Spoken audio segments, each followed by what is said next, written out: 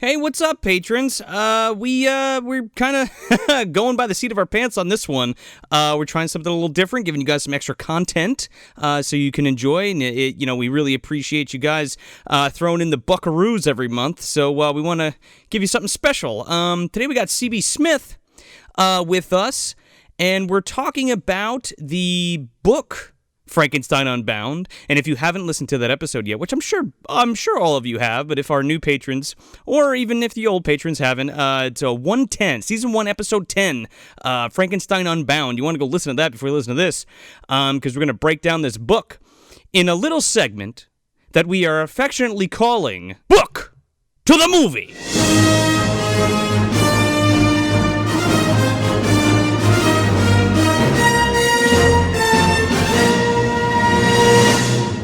Yay, so we're here. I wish I had that energy. Damn. I'm like Ozzy Osbourne, man. Like, he's all like, but once he gets on stage, he fucking turns it on, and that's it. Oh, yeah. I have a very Bob Dylan attitude, very smooth, just, hey, man, what's up? You're one of the most soft-spoken, sweetest men I've ever met, by the way. I slept for 8 hours, and then I slammed a Nas, so it's fine, guys. I'll take up the slack. Oh, my goodness gracious. Hey, gotta do what you gotta do, man, for the good of the podcast. A lot of times on bad days, I would head over to the cafe at Barnes & Noble, and I would tell them, give me an espresso shot while I buy a Red Bull. And I take a shot of the espresso, like a whiskey shot, and then I chase it with the Red Bull. Ugh. And that takes me out of my smooth, like, hey, man attitude, and more of like, oh, I'm awake now, sweet. Weren't you said you had like a name for that cocktail? Yeah, one of the baristas said it's the Straight Pride Parade. I call it the Soldier Special because we just live off of caffeine and anger. Honest. The Straight Pride Parade. That's so fucked up. What if I was tired and I was like, hey, I want that, but I'm not exactly straight? You're straight when you take it. Yeah, there you go. So Frankenstein Unbound. We're going all the way back through the Buchanan, I guess. Buchanan origins, really. Even though, based on what I just rewatched, that would just annihilate us. So, initially, I really hated this movie, and Sean had to remind me because he listened to our episode. Yes, I did. About it, and I likened it to a dirty banana peel, I believe. Is that what you said? Runny banana peel. I said... runny banana peel. I dug a hole under the dumpster and put it in there, under Monster in the Closet. I did not go back and revisit the episode, and I did not rewatch the movie for tonight's escapades because I was just on Talking About Tapes. Tony from Hack the Movies talking about tapes, and we talked about Frankenstein Unbound, and you should go check that out too, because we do a semi-review in that, and we talk a little bit about Movie Dumpster and stuff like that, so that'd be kind of neat if you pop over to his YouTube and check that out. But upon that second viewing, I don't hate this movie. It's fine. Because it's fucking buck wild. Like, it's... Yeah. Even as sedate as it is sometimes, like, it's fucking insane. And I don't mean insane like it's Dead Alive insane. I mean, it's insane as, like, how this is executed and who's in it. You're like, how does this exist? I think what it is was, like, I had never seen it until we did it on the show, and I did not know what to expect. Hated it the first time I saw it, watched it again, and knew what to expect, and I was like, this is fucking great. It sucks, but I love it. Like, I don't know if I'd say I love it, but it's... I can appreciate it a little bit more. It's still boring as fuck for a lot of it. Yeah. What we were saying before we started, we kind of got a little warm up chat. The stretch of this movie, what did you call it in our initial recording? What did you? It was like Madame something. Like, it becomes a romance novel for like 30 minutes. No, it becomes Madame Bovary for like 30 minutes. Right. When he comes in with the fucking spy glasses to the poet Shelley. Yeah. And he's like, hello, here's an automobile that prints paper with writing on it. Isn't this fucking weird? Yeah, Here's the book you're going to write. Just have it. Here you go. Like, Mary Shelley's like fucking... Lord Byron and the poet Shelley. and then adds another one to the list with John Hurt. Fulfilling a lifelong dream of his. He never thought he'd be able to do it, but he made it happen through a time anomaly. Hey, man, if you're in the past and you want to fuck, I mean, why not fuck, the 15-year-old girl or whatever she is? I guess she's what do they say? 19 is when she's married, so she'll maybe 19, possibly younger. It's gross, whatever it is. She was about 18 or 19 at this point. Oh, okay, so she was legal. This is the weird thing about this movie and the book is that it combines Frankenstein the novel, Frankenstein Unbound the story, and the real life of Mary Godwin, who becomes Mary Shelley about a year after this. Yes. Smith, can I ask you one question? Have you ever read Madame Bovary? I have not. Okay, never mind. Continue. What I think is funny about the rampant disrespect of the timeline is that, like, it's been long theorized, I guess, if we went back to the past, we would murder every single person around us. Yeah. Just with germs and all the radiation that we've absorbed. Oh, sure. That's, like, basically just in us. But now you're talking about penetrating someone. Yeah, now we're talking about having physical contact with someone. Like, she'd be dead by the next day. Like, Actual physical contact. Can you move? No, I'm dead. We joke about that in our Ernest Scared Stupid episode when, old lady Hackmore's friends get brought back to life. all those kids come back to the future and just drop dead from 10 million different, versions of bacteria they've never seen before. Oh, sure. Grimshaw is there, and Ernest is there, and they're like, Grimshaw! Rim shot. Check those bodies! Little spoiler for the patrons before we get back to Unbound. CB also apparently a earnest virgin. Oh, yeah, that's right. Really? Somebody else? I have not seen an Ernest movie. Nope. Oh, thank God. You know what I mean? We might be rectifying that in season 4, Smith. We might have to get you on for Jail, I think is the one that's in the hat currently. Now I gotta wait to watch that one, too? Yeah. Also, we should see if there's a novelization of it, because that would be interesting, wouldn't it? That would be kind of interesting. If you're down. I wonder how the physical comedy comes through in the book. There might be a novelization to it, yeah. And then Ernest said, you know what I mean, Vern? If we ever get around to Good Burger, I gotta relocate Good Burger 2. I read it as a kid. It was one of those Scholastic books, and bring that up on the episode. Hold me to that. I'm sorry, what? There's a sequel to Good Burger? They go to France. There's like a mime or some shit that Kel's chasing. No. No. I'm not making this up. I remember this. How does that, again, how does that transfer to a novel? Well, you know what I mean? I'd have to revisit it. It's been 20 years. It's been 25 20 years. Gunnar just sits up and the fucking book is under his ass. Here you go, Sean. Here you go. Oh, boy. I got to get into the meat and potatoes of this, or the nuts and bolts, I suppose. Because, I had posted a couple months ago, it might even have been longer ago, with COVID, my mind's fucking hazy with time, of the Unbound slip cover that comes with the DVD. Yeah. And that had some of the lore that I assume is from the book. And I didn't pull this up beforehand, so I apologize. But I think I was referring to the cars like the Azteca or something. You gotta explain this one to us. I have no idea what the fuck you're talking about. Aztec car? Oh man. Okay. As we get into this, I'll look up the picture and see if I can rack my mind. Oh my God, I would love if there's if that's somewhere in the middle of this transition of this adaptation from one meets to another one, there's just this extra piece of information that doesn't connect to either one. This vestige of a plot that no one ever fucking used. Connor, what do you think this show is that we do? I have no idea. I've been on it for 3 years. I have no idea what I'm doing. That's the missing part you're talking about.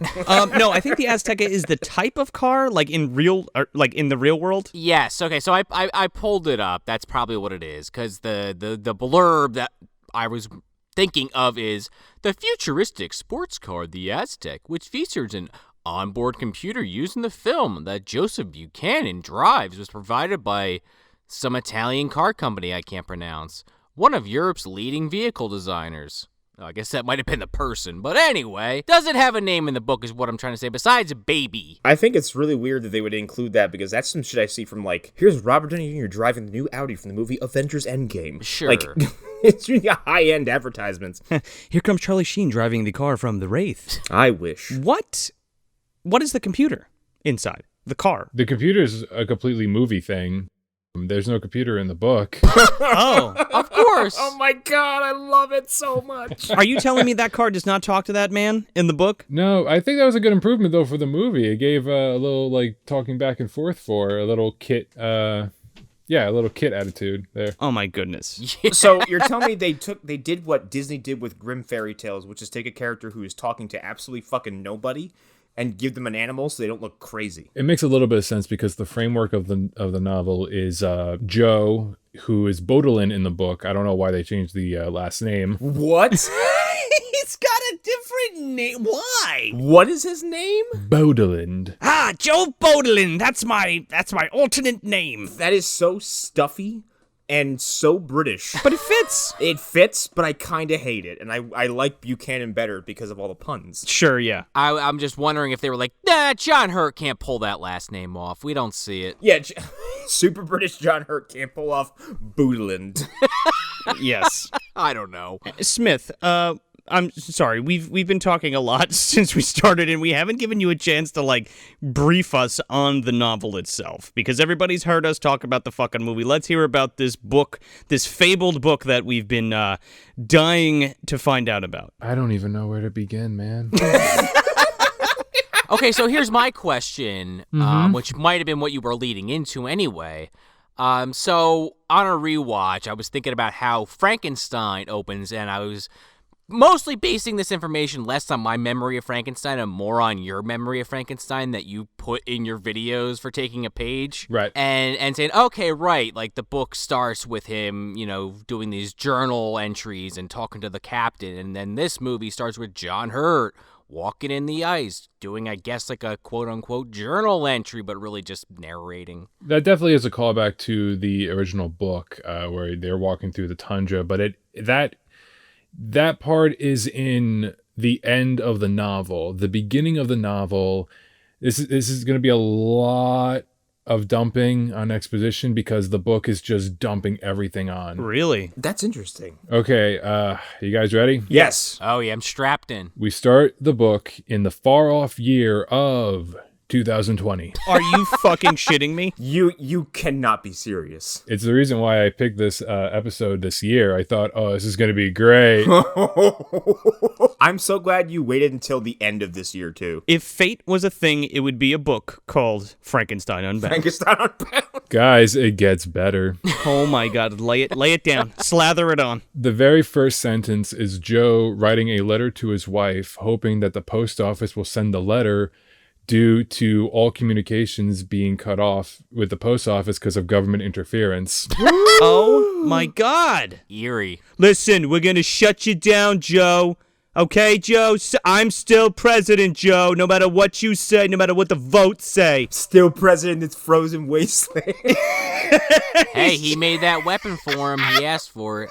So in the movie, Joe is a scientist working on a weapon. In the book, Joe is a disgraced presidential advisor who was fired because he was pushing on housing reforms due to civil unrest.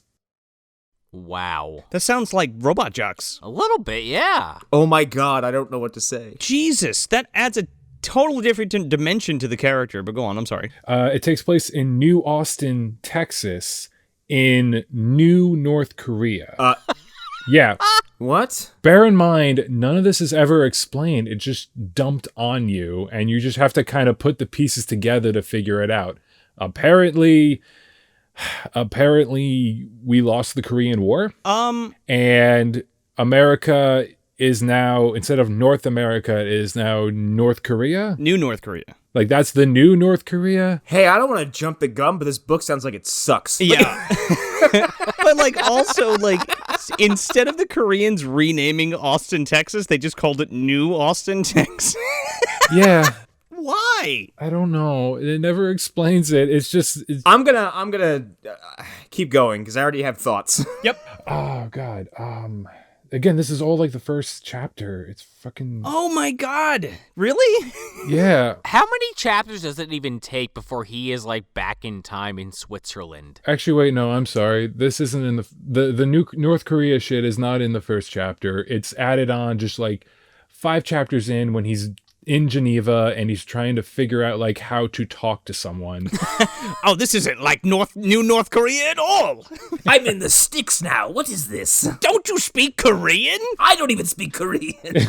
What's Korea? What do you mean you don't know what Korea is? You trade with them, don't you? So the time slips don't happen because of a black hole weapon like in the movie. It turns out that there's a nuclear exchange between some warring countries. Again, never explained what it is.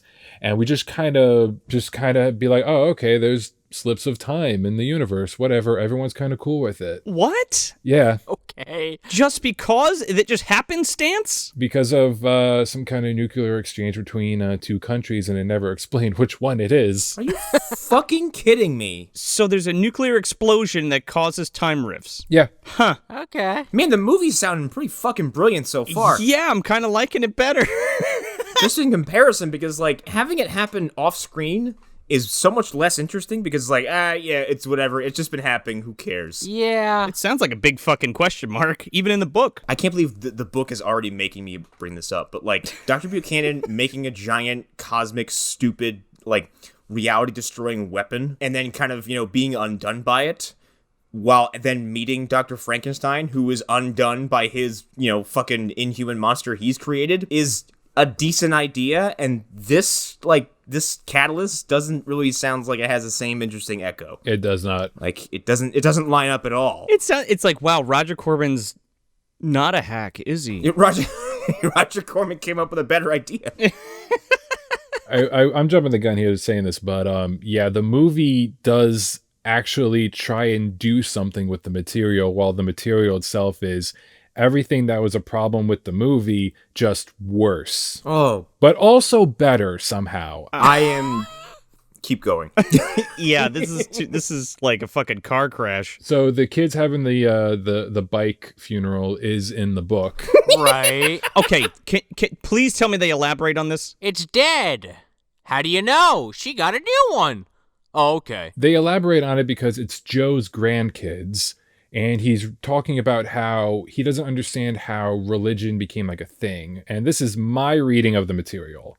In the world of Frankenstein Unbound, religion is not non-existent, but it kind of exists in some kind of weird limbo where things that we used to do as a religion, kids now do as like kind of a game. And in my video, I'm in the middle of writing it, I explain it as kind of like how trick-or-treating has roots in various different cultures, but now we just do it as like kind of a fun thing on Halloween. Huh. So it's like a weird, like, I wouldn't maybe use the term cultural appropriation, but like it's been so trivialized that now it's been reduced to activities that kids do in their fucking, their bullshit time. No, that's a perfect way to put it. Yeah. Yeah. Okay. Like, so like, I guess like in that world, I would maybe imagine like, okay, so once you crack open the time space continuum with nuclear exchanges and like time slips are just part of your daily life, then yeah, I can see a lot of people going like, well, fuck God. Who gives a shit now? Like, time is cracking up around us. Like, why? There's no God. It's been debunked. Yeah.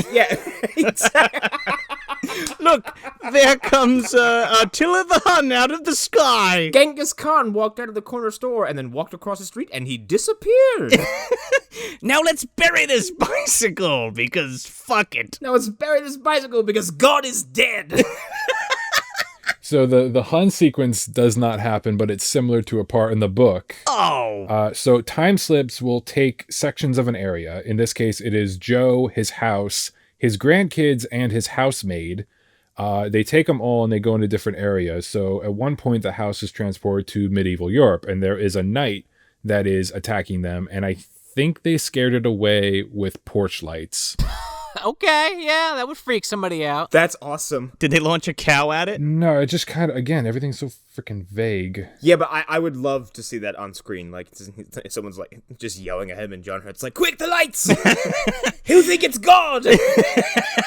I am God now! But that's quickly taken care of and they're back to normal. And then they do a different time slip where they go into just a random field like in the movie. Is it just a jump to the left? I gotta know. And a step to the right, yes. Yes.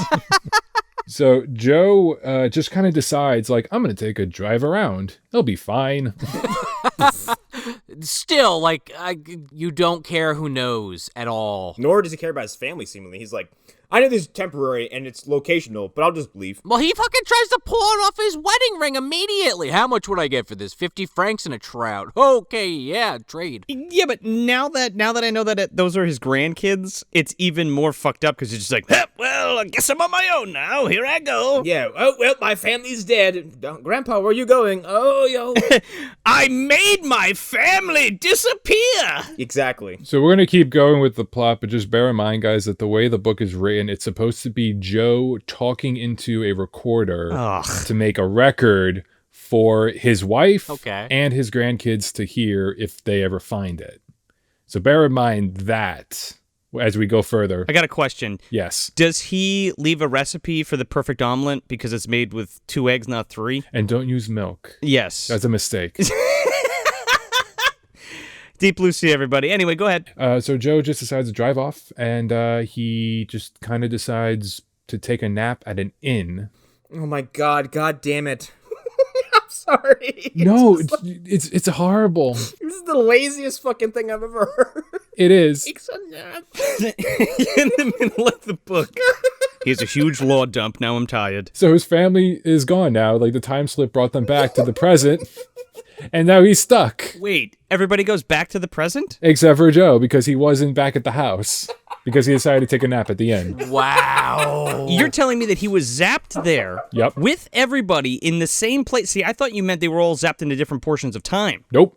All together. What the fuck? I can't breathe. And he knew how this worked, and he was just like, fuck it. I didn't want to go for a brisk ride, have some 17th century meat, and lay beneath the sun. I have plenty of time. He abandoned his family. The main character of the story just fucks off and Rip Van Winkles himself out of his own timeline. What a fucking idiot. He takes those 3 drops and then fucking sleeps in the cave, dude. Oh my god, I love this fucking poppycock. He's somehow dumber than the John Hurt iteration. This guy's a moron. I love it. So the visit and seeing Victor Frankenstein at the inn, like, it's basically how it's set up in the movie. There's not much difference there. Oh. So I have a question about this. I don't mean to cut you off, but like, do they explain why Victor Frankenstein is now a real person? It's really stupid. Oh, well, lay it on us. I really wish you just said no. Is it explained why he's a real person? No. No, they don't even meant it. No. He's like, oh, Victor Frankenstein, obvious real person, and just talks to him. I read about your work. I'm familiar with your work within the work of Mary Shelley. This is me trying to make sense of this really shitty book. Yeah. This is us trying to make sense of this really shitty movie. Actually, more sense it's the movie, because the movie does it better. If you can believe it. But we're looking for answers, right? We're looking for you're supposed to be like, well, oh yeah, well that was left out because this is what really happened. You're just going to get further questions, damn it. Let me just ask this. Is it like these time jumps are maybe shifting you into different dimensions? Like maybe parallel realities? Because that's, like, that would be my go-to if I were to, say like he goes back in time and suddenly meets someone who's the star of a book. Like, my immediate assumption is like, oh, time slips, it's a universal break. Maybe just sent you to a different, version of Earth. I think you're overthinking this, Connor. I think that's the problem. I am overthinking it because I don't... We are all overthinking this. No, but it makes sense. I don't want it to be as stupid as it's about to sound. That is a good reading. I just want to say the best thing about the movie is this idea that Mary Godwin is sitting in at a court hearing about Justine Moritz possibly murdering Frankenstein's little brother. Sure. And there's a rumor that there's a monster. And in my reading of it, Mary goes back to Villa Diodante, which is the mansion that she was in with Lord Byron and everyone. AKA Fuck Palace. We're going to talk a little bit about the real Mary Shelley in this. But the idea that she saw this court hearing, she thinks like this rumor about a monster, and this inspires her to write Frankenstein. Sure. That's a cool idea. Oh, yeah. I like that. It's like an alternative history novel. However, the idea that she's thinking that, but it's happening anyway, like, that's stupid as fuck. Yeah. Yeah, that there's an actual monster, and then instead of just like, oh, these are some things that I added, like I made them fanciful, these real events. Yeah. What you're saying sounds almost like the 13th Warrior framing, where it's like, Correct, yeah. let's come up with an idea of how this story that no one really knows, who the author to, let's come up with an idea of how it was written. Because in the original novel, the only written record of the monster existing is Captain Waldman, the sea captain. writing everything down. Mm-hmm. Oh, who sees it on the ice, right? Yeah, he sees it on the ice, and the creature does appear at the ship to see Frankenstein, like when he died. Right. Okay. He spends like 5 pages lamenting how like no one loves him, boo poo for him. So was I right in my assumption that nobody sees that monster except that one person in that book? No, Waldman sees it. The crew pretty much sees it. Yeah. But that's it. Like they're out in this. I'm fucked. No, you're fine. Like, Well, no, I had this idea that like reading that novel or listening to it rather, I came up with this idea where like the monster wasn't actually real, but it was Victor doing all the killing and things. it's okay, Joe. That's why you have me here. I know, but I thought that was a cool idea. It would be cool. That would be cool, though. Like, yeah, when I was listening back to the episode we did, you were talking about that. And it's like, yeah, that would be kind of a cool idea for a movie. I mean, I guess it's probably been done, right? As far as I know, no. You know what? It could have been a cool movie called Frankenstein Unbound. It could have been neat for that. It would have been cool. True. Yeah, so does he go up to her, like, at the trial and everything in the book, too? So that's the thing about the book is that Mary doesn't visit the trial. She doesn't know literally anything about Victor Frankenstein being a real person, about the monster being created. Huh. She talks to Joe at one point in the book, and she's just like, listen, it's all fiction. I never knew anything about it. Now, Connor reading it as like a multi-dimensional jump, that's a cool reading, and I wish I knew that because in my head, I'm just like, oh, this is all a weird coincidence or, lazy writing by the author. I don't know. You choose. Right. Okay, so she had written it already in the book? She was in the process of reading it, and everyone at the mansion knew about it, and they kind of referenced it over and over during their dinner parties. Yeah, we're going to talk about the dinner parties later because there's a whole bunch of them. Oh, great. What is the explanation? Is that the explanation for Victor Frankenstein being a real person, or is? Yeah, there is no explanation. It's a. Oh, for fuck's sake! She just manifests it? That's a reading that if you want. Would you stop doing that? I need some fucking concrete answers here. No, I think the problem is like the book doesn't sound like it tells you much of anything. No. It doesn't. This really sounds like, remember when you said Orca was lots of what's his face, just like rambling and bambling, like just Yeah. Oh, Richard Harris. like Richard Harris's character just going on about how he fucking hates Jaws. Yeah. Yep. It's a revenge killing. Like this book sounds a lot like the title character just meandering into a fucking recording device and not really wanting to, like, this log he's supposedly leaving for people is very devoid of information. It is incredibly devoid of all the information. Like, I have so many questions about New Austin, North Korea, fucking. It's just like I have so many questions. Pseudo-intellectual bullshit that is so like, Oh, we didn't even get to the pseudo-intellectual bullshit yet. And because it's framed as him leaving a log, it's almost like from a writing perspective, you're writing yourself out of the work of having to explain this fucking world, because you're saying like, oh, well, the people I'm telling it to know what the fuck this is. No, the fuck we don't. it's abstract, Connor. Don't you get it? Aren't you smart enough to figure it out? Fill in the holes. Oh, yes. Let's go to New York. New North Korea or whatever. You guys mentioned how it possibly could be Mary Shelley fan fiction in your recording. Yep. Oh yeah, sure. And that is the best explanation, because this whole story is a very convoluted way for a person to go back in time, hang out with a bunch of historical and fictional figures. They all love him and become his best friend. And yeah, that's exactly how fan fiction, at least the bad fan fiction, is written. Oh yeah, slash fiction, yeah. Yeah, the self-inserting fan. It comes off as like really self-indulgent Doctor Who fan fiction. Yeah. Oh, we didn't get into the self-indulgent Doctor Who fan fiction yet.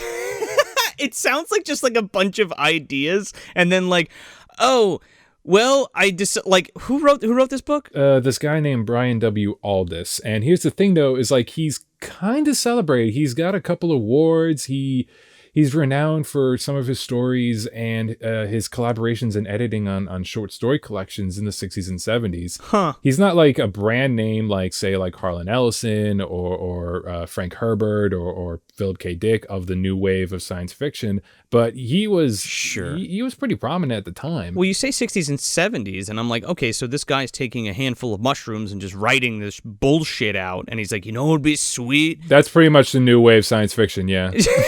Right, exactly. Maybe this is his Christine. He just drank a lot of cough medicine, did a lot of cocaine, just doesn't remember writing it. That's a better book, but okay.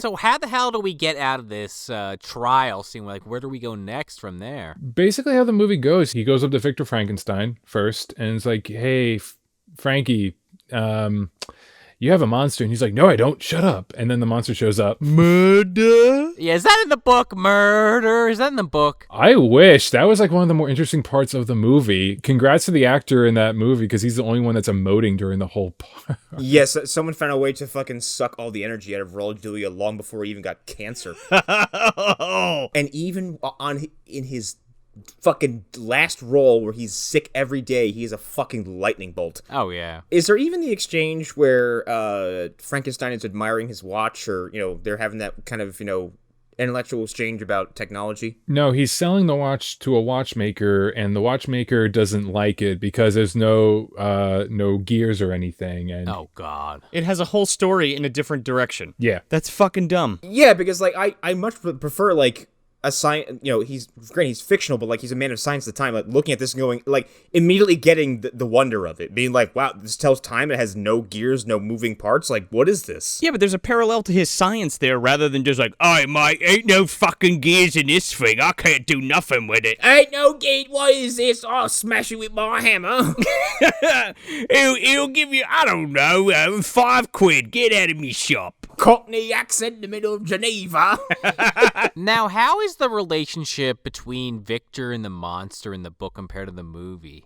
Is it about the same? Is it different? It's about the same. The monster in the movie, he has that kind of, he can talk, but he's still trying to figure things out thing. And that aspect of him, trying to figure out, who made you as he talks to people, that's a fun concept. Sure. That is not in the book. In the book, it is very much in the way of the original novel, where he's this very emotional, dramatic, hate-filled little incel. Some more stolen stuff. Okay. I that's pretty much it. There's nothing really interesting about him in the book. Does he become over philosophical at the end of the book, like he does in the movie? In the beginning, he's right off the bat, he's philosophical about everything. He talks about John Milton, Paradise Lost, a little bit. There is that whole you promised me to make me a mate aspect in the book that's in the movie. Sure. But other than that, they're two very different readings of the monster. Yeah, the monster's still in its infantile stages though, in the movie in the beginning, and then all of a sudden once we fucking crack to fucking Soviet Russia, it's like, oh, I'm a thing that exists and I transcend the human form because I'm a machine kind of. Unbound. This first meeting with the monster is where we first get introduced to Joe's Browning M1919 World War II machine gun that he just happened to have mounted on his car. What? I'm sorry, excuse me? Oh, suddenly this book is awesome. That's the thing where we have this car since the beginning of the book. We're about maybe 5 chapters in, possibly, I don't know. And only now does Joe mention in his little audio log, third thing, I have my trusty swivel gun. And I'm like, wait, I'm sorry, what? Swivel gun? When did this show up? What?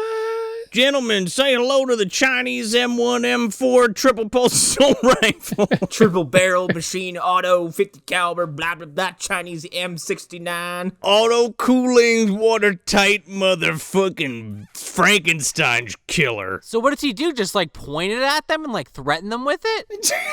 He hides out in the woods and he's pointing at it and does nothing with it. Why? I don't know. Dude, here's the thing though. I really wish that book just ended with and then John leveled an entire town with his fucking super advanced machine gun. I just saw him in Predator just mowing down the entire forest. I don't have time to bleed. That son of a bitch is dug in deeper than an Alabama tick. Victor, you're bleeding. I don't have time to bleed. Damn you. So in the movie, he kind of fucks around back and forth, right? Between Mary Shelley, Lord Byron, and Victor Frankenstein. It's a lot like that in the book, only, more. Sure. I mentioned it before, like he goes to Lord Byron and they have exchanges. There's no like weird gun exchange and there's no like binocular thing. Okay. So let's make it less interesting. Okay, go on. It is incredibly less interesting, but we have just pages and pages of everyone really, really loves Joe. Lord Byron loves Joe. Percy Shelley loves Joe. Wow. I think that's super shitty because in the movie, like, he's ingratiating himself among these, like, scholars and these scientists and these, socialites by saying, like, offering something of his that's also would blow their fucking minds. Yeah. And he's just giving this shit away, too. He's like, here's a fucking telescope. And, like, what was it, Byron or Shelley in the movie? Who's like, whoa, this is, like, fascinating. And, like, he's blown away by it. He gives him binoculars. Yeah, he gives him binoculars. And the book is like, oh, I'm so charming that these notable, literary heroes just fucking love me. Eat shit. My goodness, this author is so far up his own ass, it's like disgusting. If I went back in time, I would be Joe Buchanan or whatever. Everyone would love me. They wouldn't behead me at the moment they saw me. They'd be like, you're so smart, you're so handsome and charming. Come in here and fuck all of us at the same time. Wouldn't accuse me of sorcery and behead me publicly. They also go on and talk about socialism and how great it is. Now, I'm not going to go into political talk, but I will say this. I looked it up. The term socialism isn't around for at least another decade. So the idea of them talking about as if it's a regular thing isn't a thing. Yeah. You could have did something interesting with that, right? I did do some research. Percy Shelley, a lot of philosophers, socialists and communists, did try to paint Percy as a socialist based off of his writings. And also some that argued that didn't. And basically just kind of came down to like, we don't know his real intentions. He died when he was super young because, this is my personal opinion, Percy Shelley's the fucking worst. He's a drug addict, sex maniac. He left his wife, his pregnant wife, and his kid to go hang out with William Godwin as an underling, but he really just did so he can creep on his 16-year-old daughter, Mary Godwin. Yeah. Ooh. When they found out about this, when William Godwin found out about this, Percy went up to Shelley in a fit of emotional rage with a gun and a bottle of poison and told Mary, we'll kill ourselves like Romeo and Juliet. Holy shit. And Mary's just like, Percy, calm the fuck down. Wow. Yeah. It should be made clear that this vacation trip across Europe with Percy, Mary, and Mary's half-sister Claire, it wasn't a vacation. They were avoiding debt collectors because, again, Percy being the worst, he wasn't a trust fund kid because trust fund kids actually have money. Percy was doing a type of debt that was common back then where it's like, I owe you money and I will pay back with interest when my daddy dies and I inherit lots of money. Wow. That's a weird kind of gamble. Like, what if your father outlives you, jackass? Yeah, look at that. This is an IOU, right? And he did. He did outlive his son. Jesus. Because Percy decided to go sailing during a storm, and Percy doesn't know how to fucking sail. Huh. I'm telling you, man, he was on like morphine or something, or like he was drunk as shit. It was lauderdom. That was the popular drug. Laudanum, that was it. Oh, he liked laudanum. Oh my god. Wait, so are you telling me that what is the chances that he took a bunch of laudanum and fucking went on a sailboat in the middle of a storm? Sure, that sounds accurate. That is pretty likely, yeah. I don't mean to, it's just because my brain is a fucking, it's a ping pong ball going from left and right, but I keep thinking of Killface from Frisky Dingo going like, Shelley was a man, you Philistine. The most important part, yes. The book and the movie don't paint him accurately, it seems, at all, and like not even contextually, historically. Yeah, and the movie kind of makes him very chummy and kind of likable, like immediately. Oh, you're a scientist, eh? Yeah. Oh, I can see very far with these. Oh, excellent. Join me in my my orgies and my laudanum intake. Let's go. Yes, come inside. I can't feel my face. Let me ask you something, Joe. Have you ever been sailing before? The thing about the movie is that the actor who plays Lord Byron kind of acts a little bit more like how I perceive Percy to be, kind of like yes, whatever. Yes. That's fucking Michael from the Lost Boys, by the way. And then you see Percy out in like a robe, like he's yawning. It's the middle of the day. He just took a nap, and he's a little bit more flamboyant. That's how I usually perceive Lord Byron to be, because Lord Byron was kind of the worst, but like he thrived on that for being the worst. Like he kind of had that relishing being just a terrible person, but it's okay because he's Lord Byron. He's the charming shyster. Yes. Yeah. It's like, I don't want to marry you, but I kind of want to hang out with you because you know how to party, Lord Byron. And you have money. And you have money. And drugs. And lots of drugs. That's upfrontness that you can kind of respect. Sure. Mm-hmm. So does he take Mary Shelley out for a ride? Literally and figuratively, yes. He does not take one out in the car, I don't think. Wow. Missed opportunity, book.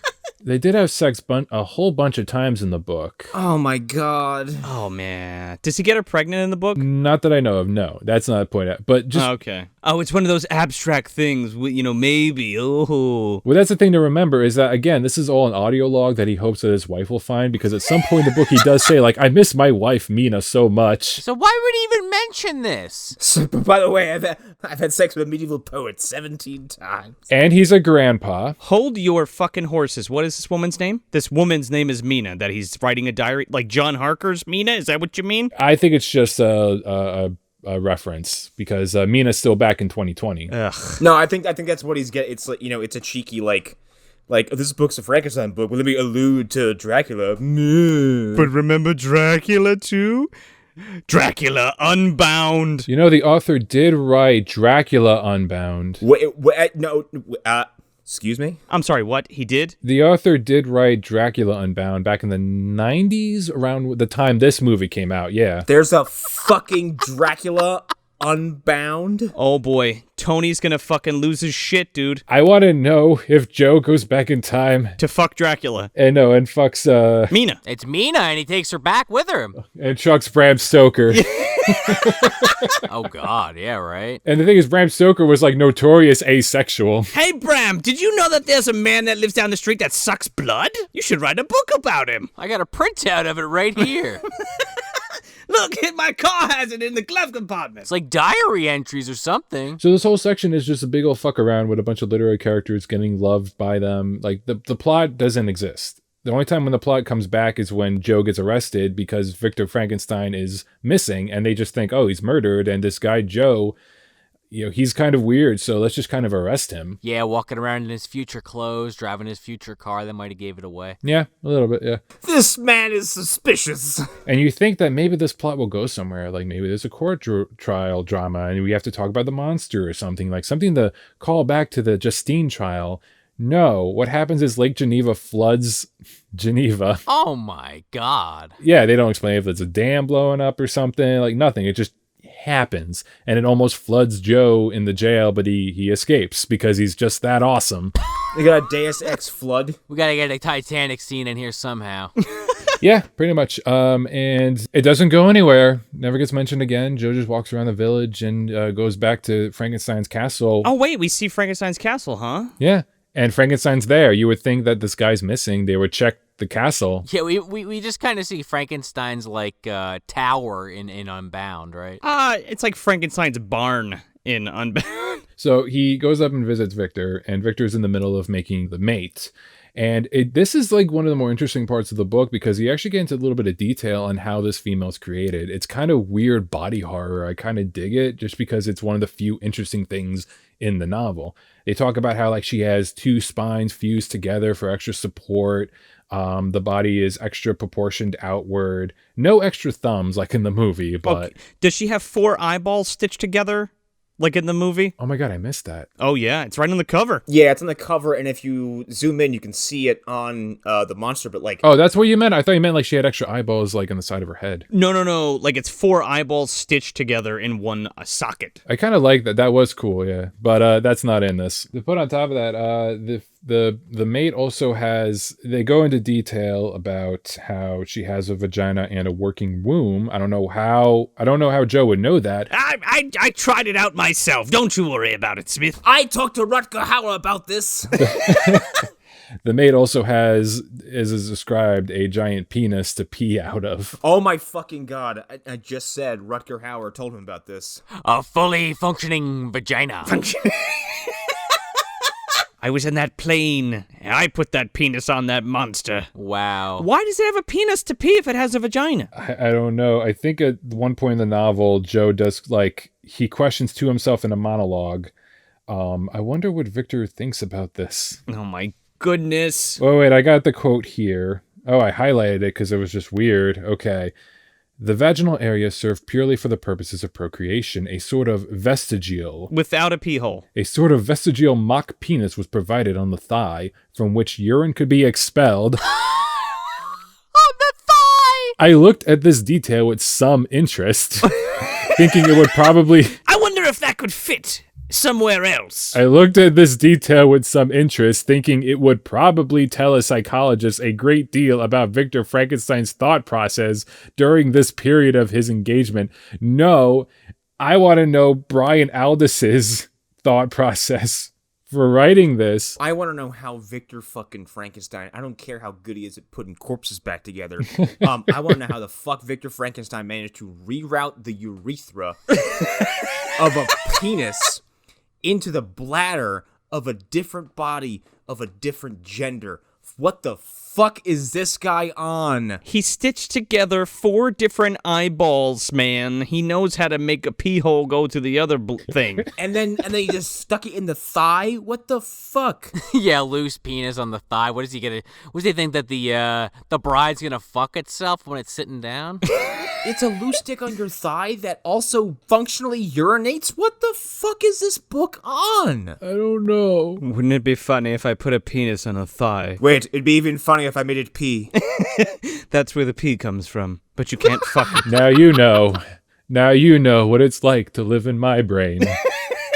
So is it different then than the movie where Elizabeth gets killed and is turned into the monster? Is it actually a separate entity altogether in the book? I was going to ask that, yeah. Oh, it's incredibly different. Wow. Oh, it's not Elizabeth in the book. Elizabeth is alive in the book. She dies in the original Frankenstein novel. Right. Questioning the penis on the thigh, I'm sure. Yeah. No, this is actually Justine. Oh, really? Yeah. Interesting. Isn't she supposed to be dead? Hung? Hanged? She's hung. Oh my god. Fuck you.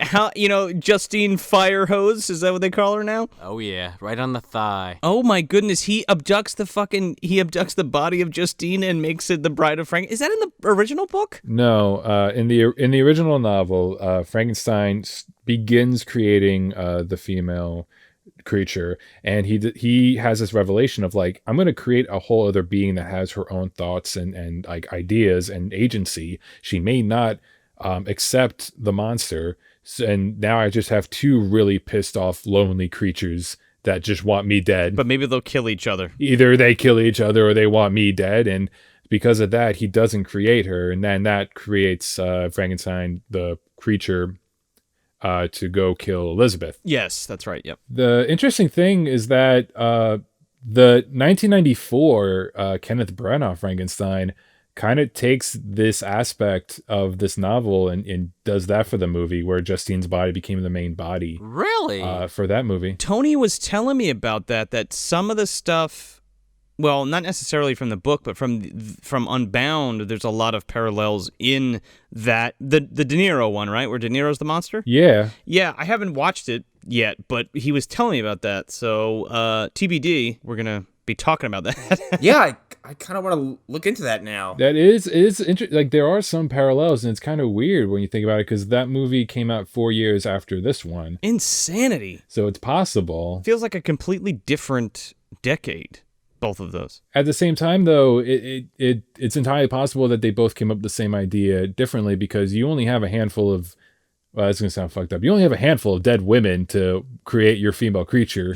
Well, maybe. He is the doctor. Doesn't he have access to, like, the mortuary and things like that? Well, going back to the original novel, he never actually, grave robs. He goes into mortuaries for the school. He goes to animal slaughterhouses. The creature is made up of animal parts a little bit. Maybe a horse penis, I don't know. Just for the leg. It's for a gag. Just for the leg. Don't worry, it's not what you think it is. It's a goof. In fact, you'll never guess what I'm going to do with it. I'm going to put it on his forehead. We give him extra thumbs for no reason. Sorry, I can't get over the fact of why you would add a penis just to drain the pee. But whatever. I brought it up so I don't have to suffer alone. I I can't wrap my head around it. It seems like so much. It's like he didn't understand the way it worked with like like a vagina or like with a woman's body. There's only one hole in there. Women don't pee. So he just went through all these extra fucking bullshit steps to just make it able to pee. Like, it has an extra... like women pee, Victor. Yeah. Out of the same orifice. Well, not the same orifice, but right next to it. You didn't need to fuck with it. You put the hat on a hat. Like, just leave it alone. In the original novel, Victor's a college dropout, so I get that, he might have not got to that part of biology. Oh, Sure. Yeah, he skipped that class, right? Yeah. The main one. Yeah. Vaginas, what? It's because Unbound wants to be like so involved in both real life historical figures, a influential science fiction novel, and be its own thing, and it fails in all of it. I think that's what it is, a glorious failure. And then you just pepper the MDU on top of that, and it takes our minds places. yeah. So how does this all wrap up? Like, Oh, we're only halfway done, guys. oh fuck. The plan for the book is, since Joe doesn't have a access to do time slips because it's not a weapon in this one, his plan is to put Victor to sleep using lauderdom, and go destroy the bride, go destroy the lab and everything. And what happens is he gets Victor asleep. He gets stopped by this book's version of Igor called Yet. And he's still like a hunchback henchman, and that's pretty much it. There's nothing else to him. Okay. Igor is not even in the film, is he? He's in the later ones. He's like in 4 and 5. Oh, yeah, you have Fritz in the 1931 version, who actually is a character in the 1823 play adaptation. Fritz has been around. He's kind of like the Robin of the Frankenstein mythos, where like he's been around for a super long time, but it's true when people say like he wasn't in the original. Yeah, Bela Lugosi actually plays Igor in the later movies, and Igor at one point gets his brain put in the Frankenstein monster. What? Yeah, that's universal territory. Which one is that? That's Ghost of Frankenstein? Nah, it's past that. It's like after Wolfman vs. Frankenstein. It might be House. Yeah. It's been a while. I'd have to ask my dad. So you would think that his plan's going okay. He would destroy he would destroy the lab. He just kind of doesn't. What are his motivations to destroy all this shit? There is none. Oh my god. Okay, get him out of here. You said something along the lines of like how these are just like babblings going on in a voice recording, and that's pretty much it, because the motivations change back and forth. At first, in the beginning, he's kind of an atheist or agnostic, and then he just flips over and starts talking about abominations of gods, but like it doesn't. There's no flow to it. The same thing happens in the movie. No flow to that either. Yeah. Exactly. It is Tuesday. I have decided to destroy a man's life. Yeah, so theoretically, there are happenings going on that we're not privy to that would fill in all these fucking gaps. Instead, it's like, well, I decided to fuck a teenager and then kill this thing because I felt like it. Yeah, without a narrator, like an actual narrator, Sure. like an omniscient one or an omnipresent one, like you'd see in like a traditional book, like you're not getting very important pieces of the story that make all this like connect. Like there's no connective tissue. The bicycle should be telling the story. And then like at the end, it's like, and then I revealed myself to Joe. And then I died. I revealed myself as God to Joe, and he knelt before me, and I kissed his forehead. The end. Frankenstein Unbound. Like you'd be better off with just a regular like a standard narration, like just a regular book. Like I think Brian Aldiss, he wanted to kind of reminisce with the first person narration that was in the original novel, because I don't know. Drugs. But the problem with that is like you're getting all the important information from the first party. You're getting it from Frankenstein. You're seeing it from his point of view because it's his story. Actually, it's Captain Waldman. Oh, that's okay. Yeah, listening Frankenstein. Yeah. Which gets even worse later on, because there's a point where the monster talks to Victor, and Victor is talking about the monster story to Captain Walden, and it's like a three-way game of telephone, and it's like it's amazing they all have photographic memories, but yeah, of course. but my point is like you're getting it from the source, whereas this story is like you're behind the eyeballs of like a fifth party essentially. Yeah. It's I am your cousin's brother's sister's uncle's father's roommate, and he's telling you a story about other fucking people that like he has no personal connection to, and at some point just shows up to vandalize his shit. See, it's like that, but at the same time, Joe is telling his story. But his story is full of holes. It is. Joe is telling that recorder exactly what he wants that recorder to know, though. You know what I'm saying? Hey, it's for his wife. You know, he's got to mention all those times he fucked Mary Shelley, but he's got to leave out anything really incriminating. Yeah, exactly. I've said this is fascinating, but it's also infuriating. What does he say on the thing? He's like, by the way, Marjorie, I fucked Mary Shelley because I could. I'm sorry, but I did. I hope you don't remember this one. Oh no, it's worse. There's a line where he's talking, he's narrating on what's happening when him and Mary are in bed. Oh my God, we get a fully fucking described sex scene? No, we get a conversation after the sex scene. There's a couple like snippets here and there where he talks about how pretty she is, how her... He talks about her parts, yeah. So in the book Frankenstein Unbound and in real life, Mary Godwin had a child named William alive while at the mansion. So she wasn't exactly partying around, sleeping with time travelers, but in the book, she's breastfeeding, and then Joe's like, oh, those breasts look real nice, because Joe's a big creep. Oh my God. All right, so the term Frankenstein Unbound is actually a play on a Percy Shelley play called Prometheus Unbound. Okay. Yeah, so there's a reason why it's the title is what it is. I have not read Prometheus Unbound, so I don't know if it's bad or not.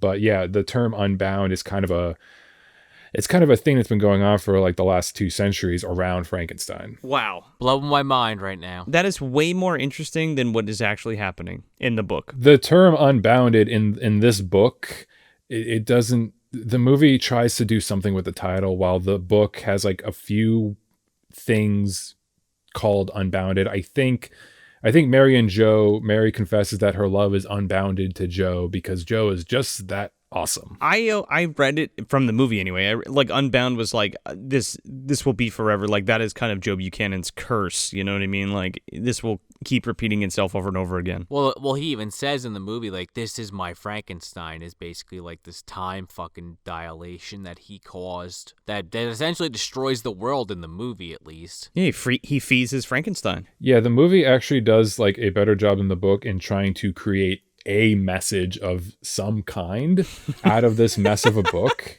I love how it's Roger Corman interpreting this book. So, like, what are the other like major differences from that point on? Like, until you get to like the big climax, I guess. So, Joe fails in stopping the creature being made. So his new plan is to wait outside with his machine gun in the shadows and wait for the 2 monsters to come out of the castle.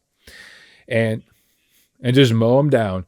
They come out, and you think like, oh, okay, this is exactly how Joe planned it. So go on, Joe. But Joe doesn't. He does not pull the trigger again. He does not pull the trigger, and he lets them frolic around, and they just have sex in the moonlight, and Joe is just watching it. Oh my God. And he's masturbating, right? Probably. That's your reading. I don't want to read it like that. Hey, I see that penis on your thigh. It's getting hard. Let me check my notes because I think there was actually something. God damn it, Joe. Dude, you just blew my mind because that like totally defeats the whole purpose. Like, okay, so now the monsters are together and they're happy. So what the fuck happens from there? How do we get thrust into icy tundra? So throughout the novel, there's this possible idea that maybe there are more time slips that are happening. But it's never explained again. So after the monsters are done having sex, they just kind of walk off. And Joe's like, I'm going to go after them. Why? I want to see if they have sex again later. I want to see what that baby's going to look like. The rest of the book is just a very, very long chase sequence. For why? Of him chasing naked monsters around? Yeah. Why? It just keeps going and going. At some point, the 2 monsters get a horse carriage, and they, Joe's driving his car through time and space. Wow. What the fuck did you just say? They just have big old time travel chase sequence, and it sounds a lot more interesting. It sounds like what we basically invented with this character unknowingly. Yeah, exactly. Yeah, pretty much. Wow. Then the frozen tundra just kind of appears. So they just by happenstance comes out and it's one of these time slips. They just kind of pop into it. Hold on, I found the quote. Going back to the monster sex. about the fucking. Among them, I have to confess, was lust, reluctantly aroused by this unparalleled mating. Oh, so he was spanking around in there. Maybe it's like Orca, where it's just for a moment. Yeah, no, he's got to care about the fucking CB. So the tundra just kind of appears out of nowhere. Like Joe's driving the car, it's a regular countryside, and all of a sudden there's a big wall of ice, and it never explains how he gets his car up this cliff of ice, but it just happens. What? Oh, for fuck's sake. What is this, the fucking Mako from Mass Effect? You just keep hitting the button until you get up there? Yeah, not in Andromeda, I can tell you that much. And then he gets to the ice, he loses the car, and Joe, the grandfather, remember he is a grandpa, he grabs the Browning machine gun and he grabs the voice recorder. We don't know how heavy this thing is, and he just keeps on walking and talking. Now bear in mind, like, I've carried machine guns before for the army. Those fuckers are heavy. But they're talking about like a 50 cal mounted gun, right? Yeah, this thing's designed to be attached to a vehicle and supported by, a big fucking metal frame. That's what I mean. Like, this shit's heavy, and Joe just carries it around like as if it's nothing. In one arm, right? They never explain how old this guy is, but the fact that he does have grandkids. I put it on my shoulder and just walked forward. I'm gonna shoot me some fucking naked monsters. I am the Doom guy now. Right, though, Smith, though, if he's like a grandfather, what is he, like, maybe at the earliest, like, maybe mid-40s, early 50s, if you really have, like, young kids? Maybe. I mean, he has a thing for 18-year-olds. He probably married young. That's my thing. I would say the fact that he's a grandpa keeps slipping my mind. So the fact that he also sat there and just, like, fawned over and then fucked, Mary Shelley is super gross and is suddenly making me really hate this book. He's still like almost 60, right? He's pushing 60, maybe. I imagine that, yeah. So, like... And he's like, oh, hot 18-year-old, let's do it. Oh, two monsters, let's do it. And later on, he still talks about how his wife and he hopes to see her again. Oh, shut the fuck up, Joe. You're never gonna believe what I saw, hon. I recorded everything for you, honey. This guy's life is over. He's going to be chasing these fucking monsters, literally and figuratively, through time and space. So what happens with Frankenstein, then? He just fucks out of the book? Yeah, where's Victor? Yeah, he doesn't get broken in half against a pillar of ice. No, just like Mary, he just gets kind of forgotten. He just walks out of the book? What the fuck? No. Joe walks out into a different story, and that's where we're at now. So let me get this straight. Victor Frankenstein creates Bride of Frankenstein, quote unquote, and then they fuck outside, and Victor just has a cup of tea and just like, my work here's done. I guess I'll just go to bed. What a vacation I'm having. Yeah. So the end of the movie actually has that forbidden city, which is in the book. Now, we don't know exactly what it is. Joe laments how it, could be a future society, can be an alien society. We don't know, and we'll never know. We'll never know. Epcot Center. But the monsters, they bang on the door, and the door opens. Joe has his machine gun up and ready on a tripod, because he carried that too with him. And he guns down the bride, and the monster runs after him, and he guns him down too. And Joe is just kind of all triumphant about it, and I'm sitting here with the book down. I'm like, what did you accomplish? Why? Why am I doing this? You killed two godless, lost, sad, confused creatures in a timeline that's not your own, in the middle of nowhere, over fucking nothing. Congratulations. This is now more bleak than the ending of Dark Souls, okay?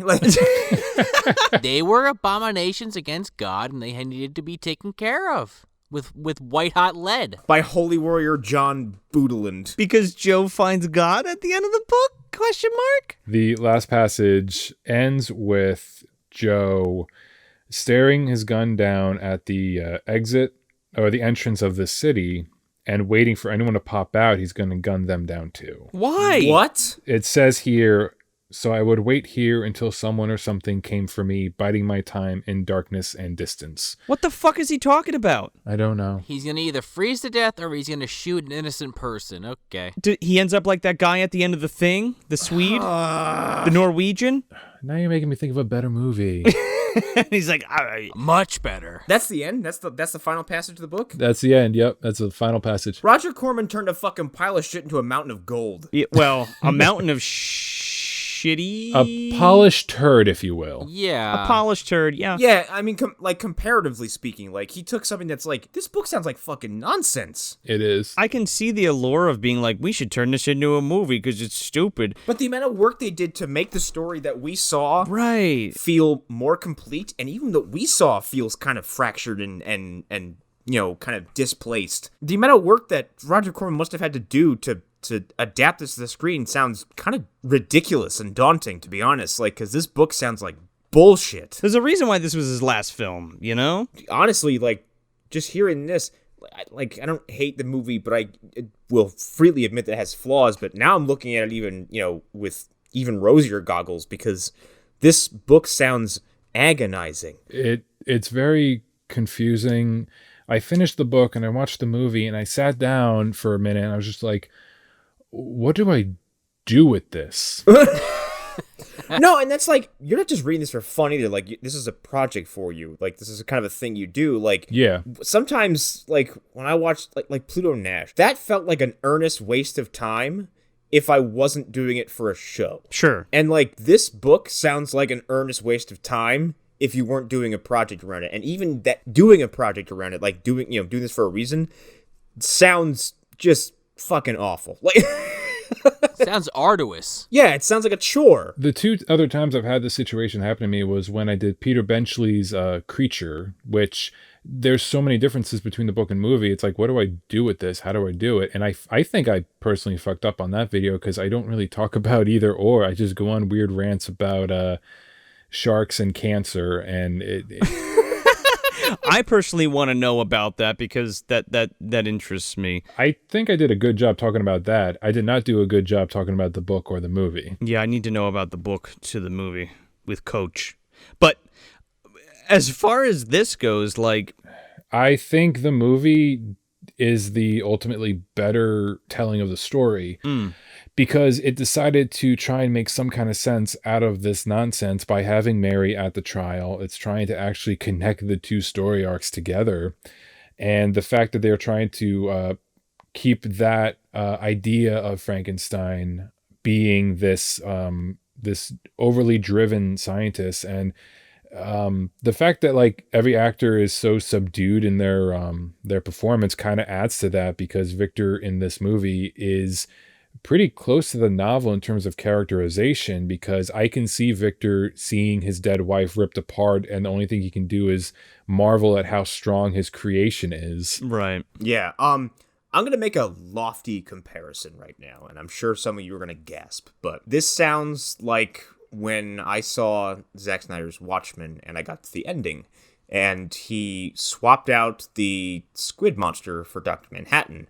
And now I think the squid monster works really well in the book.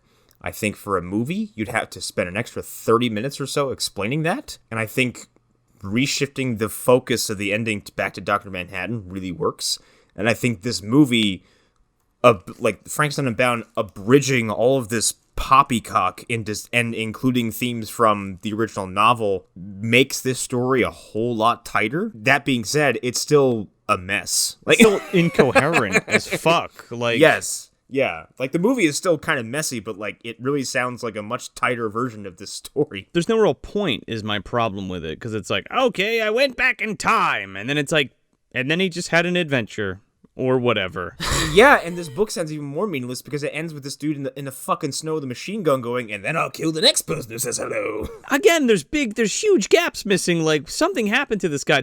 You know what? He tried to go fuck those monsters, and they were like, we don't want to fuck you, John Hurt. And he's like, oh yeah, machine gun. And then to be a fly on the wall when someone's like, let's just swap all this out and have them have a laser fight. The laser tag fight. Yeah. And then he beats him with his own arm. I mean, I'm gonna stand by my initial review on that, just in case we're not clear on that. That movie's still a piece of shit. It's it's a 2 out of 5. It sucks ass, but it's got some good ideas and some good acting. And the book, I mean, based on what CB's saying, I ain't reading it. No way. No, I don't need to read it. I do want to own it just because I like to own things like that. But I will up my original review to about a 3.5, only because there are some fun parts in this, and this is totally a movie I would put on like if I was sick or I just wanted to take a nap in general. It's like that perfect. Because it would put you to sleep, right? Well, no, it's fine to have in the background. You know what I mean? It's one of those soothing kind of like Sure, movies. I guess. And it'd be thematic because Joe Buden, whatever the fuck his name is, takes a nap. Yeah. And then the story happens. Ah, shit, I missed my time loop. Ah, crap. I abandoned my family and then went on an adventure. I'd like to retroactively put this in the dumpster. I think Both? I'll make room for it. I'll dive in and push the fucking trash to the side so you can get it exactly where you need to get it. I think the movie is kind of an empty plastic bag that it's strong and sturdy, but there's nothing to it. Sure. And it just kind of fell and drifted into the top. I'll be nice and say it's on the top. Yeah, it was flying all over the highway for a while. People were fucking dodging it, trying not to get it on their windshield. It had a whole bunch of adventures that don't connect at all to each other, and then it falls in a dumpster. And then at the end, it didn't really matter anyway. Yep. Yeah. It feels like 3 separate movies. Yeah, it kind of does. You have Joe Buchanan, future scientist, madman weapon designer, who says, like, They wanted me to make a doomsday weapon, so I did gleefully. and then the time slip happens, and then it's Madame Bovary? What is it? Madame Bovary, yeah. Madame Bovary. And then, like, it's a bad episode of Doctor Who, except, the moon's not an egg and it's not birthing a dragon. Well, which is infinitely more interesting. That sounds amazing. What are you talking about? It's great comparatively, but for Doctor Who, you're like, this is bad. Why is this bad? It'd be good for Frankenstein Unbound.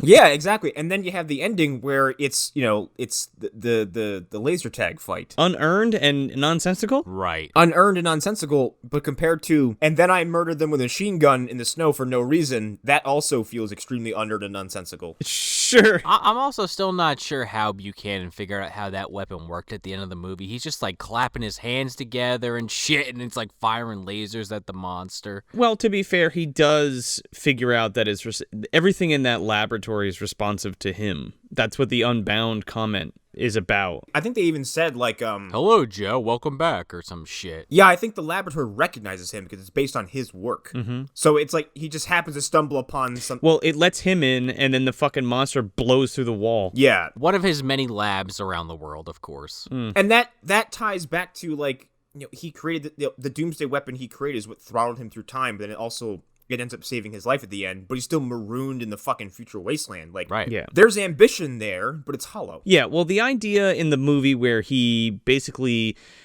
dupes the monster and Frankenstein to running the electricity to his car to jumpstart a portal through his, like a mini Buchanan, if you will, through the car, makes total sense to me because he's trying to get home. It's his last-ditch effort. Yeah. But, like, in the book, he's just like, I'm gonna go frolic through fucking time and space chasing after these naked monsters, these promiscuous monsters, and then gun them down for no reason. Which, even in the movie, like, we talked about, too, he wants to kill, like, once he ends up in the, like, that tundra, he has no reason to kill this fucking monster. He's just does it because morality, question mark? Doesn't Frankenstein tell him to kill it? I guess. That's his final line before he dies. His last words is, kill it. Yeah, so I think he's honoring a dead man's wishes, but, like, even then, like, Fuck you. the situation's so changed, like, dude, I have no obligation to this. We're fucked. No. Like, we're not even in our own dimension right now. Like, we're somewhere else. We're unbound. Joe has only thought about himself the entire time. All of a sudden, he wants to honor this dead man's wishes. Yeah. Because he wants to kill something, and now he got permission. Yeah, whether it's with the Buchanan or a fucking machine gun mounted on his car. I didn't get to kill anything with my doomsday weapon. I will murder something with this flintlock pistol if it kills me. Give me this World War II 50 caliber that's probably already 5,000 years old by the time I shoot it in the book. Or what? It's 2020 in the book. Never mind. Yeah, it was like, what, 2031 or some shit in the movie? No. I was going to say, isn't it like super far into the future? But like, you could totally find a World War II 50 cal that works now. Yeah, that was the part that Corman was like, you know what? 2020, I don't think we're going to have this good technology. Add like 11 years. We were supposed to have hoverboards in 2015, weren't we? Also, interference with the post office, that's never going to happen. I know. Yes, the predictability of it. You know what it was? Maybe he got a dream and like wrote this like it's all nonsense, right? Because it's all dreams strung together. But like, Sure, there is some truth in it, like some kind of bullshit Nostradamus thing. Maybe the author of this also created his own Buchanan. Oh. And he went forward in time. There you go. And he saw what was going on this year. He was like, oh, fuck. And he came back. I kind of want to wrap this up, but I do have one last question. They have these weird fucking dream sequences just peppered throughout the film. Are those in the book? Yes. Oh, my God. I forgot all about these. There is one dream sequence in the book in between the chase sequence. He has a dream, and during this part, I dozed off reading it, and I just keep reading about how all this random stuff walks past him. I think one was like a chicken. One was just random things happening around him, and for a second I'm like, wait, what is this happening in the book? Or is this like, what is happening? And then he says, then I woke up, and I'm like, it's about as nonsensical as the rest of the book. So whatever, he had a dream, whatever. I'm trying to get done with this book. Okay. You know, I think I finally, now that we've had this big conversation about this book and like the themes of it, because of the novel and the original Frankenstein novel. Sure. I think his nightmares are alluding to him eventually being kind of fucked over by his own technology. Because at some point, isn't one of the dreams like he's being like ripped in half by a laser? Yeah. His leg gets cut off. Yeah, it's very like nightmarish renditions of that. Yeah. He's being tortured by all these like weird sci-fi goons, and like maybe it is kind of a weird attempt to say like he's having premonitions of disaster coming from his own designs. Question mark. But yeah, I can see that. Yeah, no, again, it could be a very high reading of that, but if I wanted to like interpret some kind of meaning out of it because they don't give me one, like that's something I would go with. It's abstract, Connor. You wouldn't get it, okay? It's farty intellectualism. It's pseudo-intellectual, Connor, okay? You wouldn't understand. It's art, okay? I'm Tay Diggs. I have to sniff my own farts before Christian Bale cuts my face off. Bringing it back.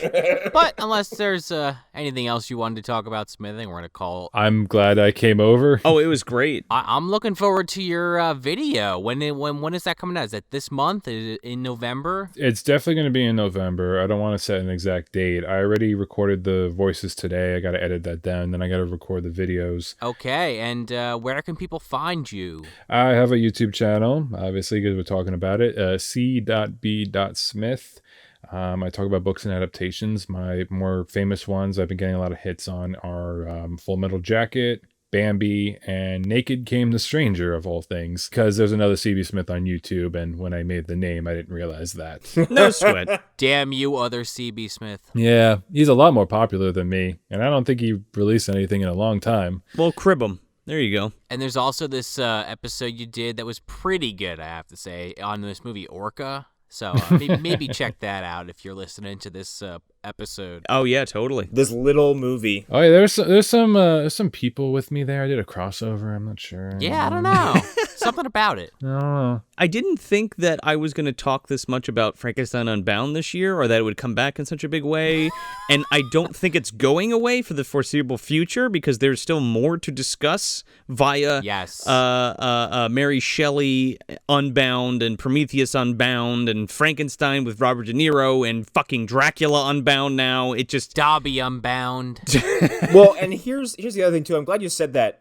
I'm glad you said that because I wanted to bring this up before we wrap this episode up. Like, this is for our Patreon patrons, but yeah, this is probably one of the more important episodes that we've done, because this movie is the catalyst for 2.5 years of material. Oh yeah, for this fucking podcast, because like one of us was like, oh yeah, fucking John Hurt's stupid fucking gun from Frankenstein Unbound and all this shit. it's the catharsis of our fucking show. It is the catalyst of the fucking my MCU fucking rib, which was a, to me, a toss away line of like, it's all connected.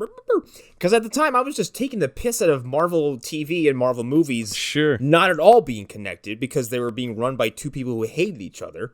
And now this weird ass movie that's an adaptation of an even weirder fucking book is like the informative comedy for like their entire fucking show. It's the MDU mythology. MDU begins. Yeah. If it was a movie. It truly is Unbound. TM. Movie Dumpster Unbound. Yeah. It is a flashpoint, like if I'm going to use that term too. Like it's where a lot of shit starts. Absolutely. And Smith, thank you so much for coming on the show again. Well, on our little Patreon show we're doing, and hopefully we can get together and do this again, because I know we talked about some other movies we've done that have books that we have not read and would love to talk about. Thank you patrons for donating to the show or paying for the show, and we hope you enjoy this extra content, and we can do it again for you. Thanks a lot for having me back, guys. I'm having a lot of fun with this. Looking forward to coming back for newer episodes. I have a huge list of potential episodes. Your patrons, I plugged my stuff. You can find me there. If anyone's interested in knowing other adaptations, let me know. I'm always open to new ideas. I didn't know about Frankenstein Unbound until I met you guys and talked to you guys. So, hey. I'm glad we could help. John Hurt bringing us all together, you know? So it's your fault that I read this book. It's John's fault. I'm fine with it. Hey, it's our fault Tony watched it too, and it's Connor's fault that we all watched it. Hey, here's the thing. Like to say it's a movie I found and that like, you know, I watched the ass end of it and on Sci-Fi on some fucking Saturday when I was in my teens. And when we Google it, like our shit comes up like first. Yeah, exactly. Is mesmerizing to me. So the more people who discover it, I don't know, it makes me so happy. Like, Sure. Everyone take care, and I'll be seeing you soon with another book, I guess. Thanks for joining us by going from the book to the movie. Now, why don't you make like a tree and get out of here?